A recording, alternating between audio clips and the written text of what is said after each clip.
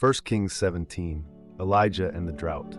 Elijah the Tishbite from Gilead said to Ahab, "As the Lord, the God of Israel, lives, whom I serve, there will be no dew or rain these years except at my word." Then the word of the Lord came to him, "Leave here, go eastward, and hide by the brook Cherith, east of the Jordan. I will drink from the brook, and I have commanded the ravens to feed you there."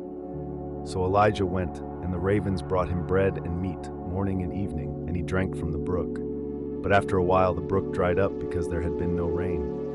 The word of the Lord came again, "Go at once to Zarephath in Sidon and stay there. I have commanded a widow to provide for you." So Elijah went, and at the gate of the city he saw a widow gathering sticks. He called to her, "Bring me a little water in a vessel to drink." As she went, he added, "And bring me a piece of bread in your hand."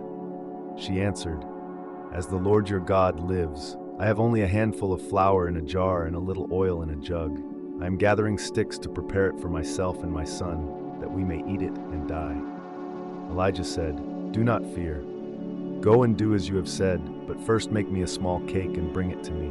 Then make some for yourself and your son. For this is what the Lord says, the jar of flour shall not be used up, and the jug of oil shall not run dry, until the day the Lord sends rain upon the earth." She did as Elijah said, and there was food every day for Elijah, the woman, and her household. The jar of flour did not run out, and the jug of oil did not fail, just as the Lord had spoken.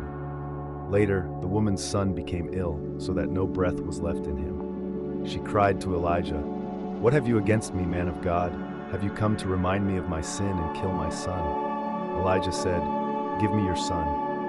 He carried the boy to the upper room where he was staying, laid him on his bed, and cried out, "Lord my God, have you brought tragedy upon this widow by killing her son?" He stretched himself upon the child 3 times and pleaded, "Lord my God, let this child's life return to him."